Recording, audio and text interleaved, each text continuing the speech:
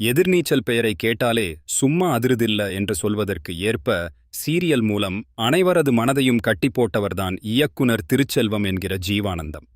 ஒரு முடிந்து போன சீரியலுக்கு இத்தனை எதிர்பார்ப்புகள் இருக்கிறது என்றால் அதற்கு காரணம் அது வெறும் நாடகம் அல்ல, அதில் இருக்கும் உயிரோட்டம்தான்.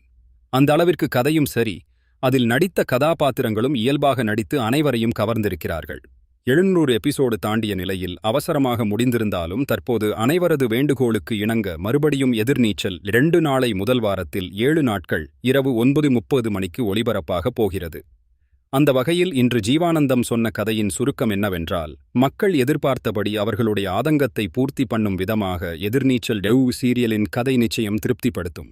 அந்த வகையில் வெவ்வேறு குடும்பத்தில் இருந்து வந்த பெண்கள் ஒரு வீட்டுக்கு மருமகளாக வந்த பிறகு அவர்களுடைய கனவுகள் அனைத்தும் புதைக்கப்பட்ட நிலையில் ஒரு பெண் தன்னுடைய கனவுகளை யாருக்காகவும் எதற்காகவும் கைவிடக்கூடாது என்று தைரியத்தை சொல்லி ஊக்கப்படுத்தும் விதமாக, அவர்களின் கனவை நிறைவேற்ற பாடுபடும் விதமாக ஜனனி கேரக்டர் அமைகிறது.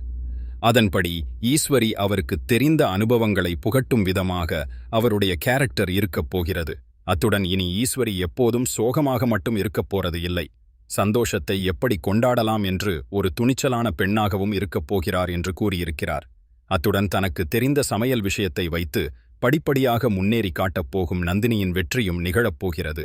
இவர்களைத் தொடர்ந்து ரேணுகா தன்னால் சாதிக்க முடியாமல் போயிருந்தாலும் பரதத்தின் மூலம் சாதிக்க வேண்டும் என்று நினைக்கும் பெண்களுக்கு நான் நிச்சயம் ஒரு வழிகாட்டியாக இருக்க வேண்டும் என்று ரேணுகா நடத்தும் பரதநாட்டியம் பள்ளிக்கூடம் மூலம் அவருடைய கனவை நிறைவேற்றப் போகிறார். இப்படி இவர்கள் எடுத்து வைக்கும் ஒவ்வொரு படி கற்களிலும் வித்தியாசமான குணசேகரனை சந்திக்கப் போகிறார்கள். வீட்டில் மட்டுமில்லாமல் வெளியிலும் அந்த குணசேகரன் எப்படி ஓவர்டேக் பண்ணி சாதனை புரிகிறார்கள் என்பதைத்தான் இந்த நாடகத்தின் கதையாக இருக்கும். அத்துடன் ஜனனி கதாபாத்திரம் என்னவென்றால், படித்துவிட்டு சுயமாக சம்பாதிக்க முடியாமல் அவஸ்தைப்படும் ஒவ்வொரு இல்லத்தரசிகளின் வாழ்வாதாரத்தை மேம்படுத்தும் விதமாக, அவர்களுக்கு ஊக்குவிக்கும் விதமாக ஜனனி ஒரு ஸ்டாராக இருக்கப் போகிறார் என்று கூறியிருக்கிறார். ஆனால் அதே நேரத்தில் நக்கல் நயாண்டி காமெடி கலகலப்பு என அனைத்தும் வைக்கப்பட்டு முழுக்க முழுக்க நீங்கள் எதிர்பார்த்தபடி உங்களை எதிர்நீச்சல் 2 கதையுடன் சந்திக்கிறேன் என்று ஜீவானந்தம் அவருடைய சுருக்கமான கதையை கூறியிருக்கிறார்.